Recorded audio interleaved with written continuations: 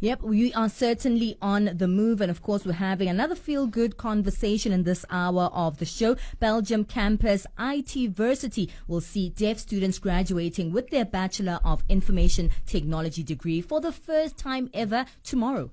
Yeah, it's a feel-good story indeed. The 6 students will be graduating, previously completed the institution's diploma in information technology. And it seems like the Belgium campus is really pushing this issue of including people with disabilities in the education system, to the extent that they're also developing a technical deaf dictionary. I think this is very significant. Well, this first time is part of our conversation that we're having on our Twitter handle at Channel Africa 1. We're asking, are we doing enough to include people living with disabilities in our societies? This is actually brought forward by this wonderful first time that we are talking about. And we're giving you 3 options there if we're doing enough to actually include people with disabilities in our society. Yes, to an extent. No, we are not doing enough is the second option. And the third one is minimum to and no interaction. Minimal to no interaction. So give us your thoughts on this one. Well, joining us on this conversation, we are joined by Edward van Nierkerk, coordinator of the programs for deaf students at the Belgium Campus iTversity, and he's also a cluster head. Thank you so much, Edward. This is such a great story. It's a positive story, and I love the fact that this is something that is happening to mainstream people with disabilities into industries such as the IT industry. I'm sure you're excited about this. Oh, yes, we're thrilled. This has been a long time coming, so it feels like we've been climbing a mountain and now we're at the top of it. Just to see that we've still got plenty of mountains to climb, but yeah, we're definitely celebrating this one. I mean, it is such a great feat because, you know, a lot of the times when it comes with people with disabilities, we really focus on the element which is disabilities and forget that they are not one-dimensional, that they are not defined by their disabilities. Tell us a little bit about Belgium Campus iTversity and how it started its program for deaf students. Well, Belgium Campus iTversity was started around the year 2000. And in 2014, the National Institute for the Deaf in the Western Cape, they were running a college for young deaf adults. And from there we thought, well, there doesn't really seem to be anything for deaf people in the STEM fields. So we were lucky enough to get some companies to agree to sponsorships.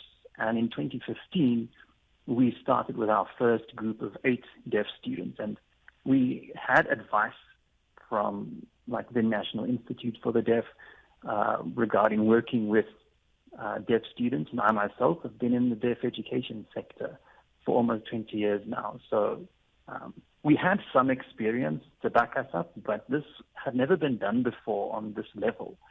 So it was a bit of a daunting task, but as the years went by, we kept adjusting and refining it. As you mentioned, it's not a case of looking the disability in the eye. It's a case of looking the student in the eye and thinking, what can we do to accommodate you to have access to this education on the same level as any other student?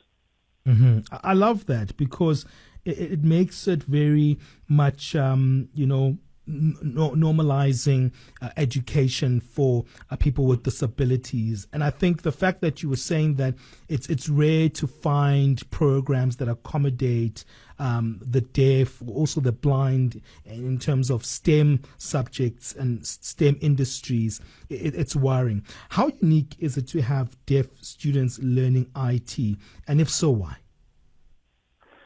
With deaf students, the major difference when it comes to disability is that deafness is, and we use the word deaf with a capital D in this case. We are referring to people who use sign language as their first language. So in the same way you would say, spell English with a capital E, denoting it's a linguistic group, we would say deaf people with a capital D, denoting that it's also a group with their own language. And that really is the one thing that sets deafness apart from the other disabilities, because it's about communication. It's about access to information. With the other disabilities, a lot of the accommodations you have to make are external, in terms of mobility, in terms of, certain hardware or software support. But when it comes to deafness, because it's about language, you have to do a lot of translating and a lot of changes to kind of match what you have with what they need. And with deaf students, the biggest thing was firstly giving access to the education in terms of either a lecturer who is fluent in sign language or via an interpreter. And those two things were at the beginning the biggest changes we had to make. And then as time went by, we continued making further adjustments where necessary. Mm-hmm. And tell us a little bit about, that process of coming up with an education program accommodating the deaf for individuals with disabilities. I mean, what are the mechanics involved there? I mean, you briefly described it, but could you elaborate for us so we can understand more broadly? So with deaf students, the accommodations we make is firstly in terms of the language, right? So they have to be able to have access to the information both in English and in sign language. Now, we need to remember that sign language is the first language for these students. And for many of them, English is their third or their fourth language. So we have quite a bit of a challenge there. Mm-hmm. So what we do is for example, translations from text to sign language. So certain texts are in English, and then we do a translation to a video where that same English is then translated to sign language to ensure, and then the student obviously has access to both, but they would then be able to have full access in terms of their first language as well as in English, because we understand it's important, with IT, there's a lot of terminology. Mm-hmm. And in the industry, when they go and they find a job somewhere, they need to be able to communicate with their colleagues in English. So we recognize that fact. But while they are studying, comprehension is very important. So, for example, when they have exams or they're writing their tests or they have assignments and projects, we provide them with both the English and then the translated version in sign language to ensure that they really understand what's going on. And we also have certain subjects where we extend the duration of the subject. Because the schools for the deaf in South Africa, I can't speak to the schools for other disabilities, but the schools for the deaf in South Africa generally don't have much focus on STEM at all. So, for example, only about 4 schools out of 43 have pure maths as a subject. Wow. The rest all only have maths literacy. Wow. And not a single school has information technology as a subject. Wow. So we kind of extend certain subjects to kind of have like a sort of like a bridging from the school for the deaf to this tertiary environment. And it took time for us to realize, okay, so these kind of subjects, the schools don't really address that properly. So we extend certain subjects to kind of make up for that.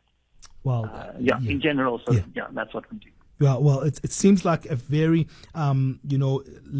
laborious process, but it seems like one that is worthwhile in terms of making sure that those resources are provided for the students. So Edward, stay there on the line. We'll continue this positive story after our break. We speak about this first time ever. It seems like these 2 hours we've been looking at first time stories, and this time around we're looking for the first time ever in South Africa. We're going to see deaf students graduating with a Bachelor of Information Technology degree. I think this is a wonderful program, and I think it's a wonderful template for what we can do for other people with disabilities. Well, it's 21 minutes past 10 o'clock Central African time. Let's take a break. We'll continue after this. Story. And look, it's a great feat for people living with disabilities here in South Africa. We're still on the line with Edward van Niekerk, coordinator of the programs for deaf students at the Belgium Campus iTversity. He's also the cluster head there. And, for the very first time tomorrow, deaf students will be graduating with a Bachelor of Information Technology degree. So, you know what, Edward, it's a beautiful thing to see that, people with disabilities are starting to be included a little bit more. But this is a first-time story, meaning there's so many people living with disabilities who have hopes and dreams, but they're still being marginalized. Do we need to work more on being inclusive in the education systems here in South Africa? Absolutely. We definitely need to put in a lot more effort. We've been making really great strides. So, for example, South African Sign Language is well on its way to becoming the 12th official language. So we are making progress, which is really, really good. But we really need to make sure that we include people with disabilities, but also ensure that we treat them the same as the others. We only make accommodations that are necessary, but without, being patronizing about it. So there's a lot that we can do. And with my area of expertise lies with deaf education. And especially in deaf education, there's a lot that still can be done. For example, there's a principal for a school for the deaf. She's a deaf woman, Ingrid Parker, in one of the deaf schools for the deaf. And she always, she said this one thing where she said that the deaf learner in school is only able to understand as far as the teacher is able to speak with me. And it's really, really sad when you realize that very few teachers for the deaf are actually fluent in sign language. So if the teacher only has a sign language skill equivalent to a 9-year-old, then they can only teach content up to a 9-year-old's level. But now they have to teach grade 12 students. So that's one of the big challenges we have in trying to cross that gap from school to university. And I think in many cases, this is what is necessary. Start at, the beginning. Look at, grade 1, grade 2, grade 3. From there, that's where the changes can begin. So that if you change the foundation stages, then obviously it'll just run right through up into tertiary environments, and then we'll flourish. So I think if there's anything that we can do, it's start with the young ones, start with the babies, the toddlers, the grade 1, treat them the same as everyone else, and just accommodate them. Have high expectations from them. Believe that they can become, software developers and engineers and all of these kinds of things. Believe that. And they'll surprise you. I know my students did. They certainly did. Well, certainly. I mean, these are beautiful surprises. Cannot wait for the ceremony tomorrow. But look, you guys are for the first time accommodating deaf students in this field of IT. But do you think these new graduates going into the world of employment here, employment is already such a big problem for everyone here in South Africa. Do you think they'll be accommodated in the mainstream IT industry? I sincerely hope so, because it's once they find meaningful employment that I feel we will truly have been successful. Some of the other universities, they provide sign language interpreters, but what we have is a customized program for information technology. And our campus has a really good relationship with the industry. So I'm hoping we can kind of leverage that and tell the industry, like, listen, these are deaf graduates. They have a degree in information technology. They are software developers. So employ them. If you need my assistance, I'm more than happy to come and talk to you and say, listen, this is what working with deaf people is like. It's not really as difficult or as complicated as you may think. Don't be afraid of them. They are just like any other employee. Most platforms nowadays and IT companies, They communicate via email and Slack and, software tools anyway. So there's really nothing that prevents you from employing someone who is very capable, who will work really, really hard. And we've had, I think, close to 50 students over the past 8 or 9 years, and not a single one of them could tell me someone who has a degree in IT or who has been working as a software developer. There's no role model. So even if you only have one person who is employed as a software developer at a reputable company, just one, that's going to be so meaningful, because then we have a role model and we can say, look, this is possible. And that kind of motivation you can't buy.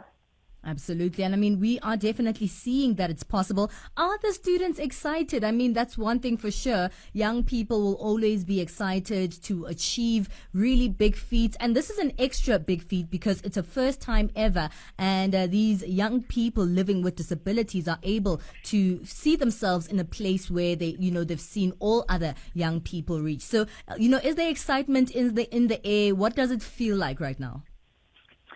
Well, the students come from all over the country, right? So we've got 6 graduating tomorrow with the bachelors. 2 of them are from Cape Town, 2 from Joburg, and 2 from KZN. So they're all on their way. One of them is going to have to make a little speech tomorrow, so he's really nervous about that.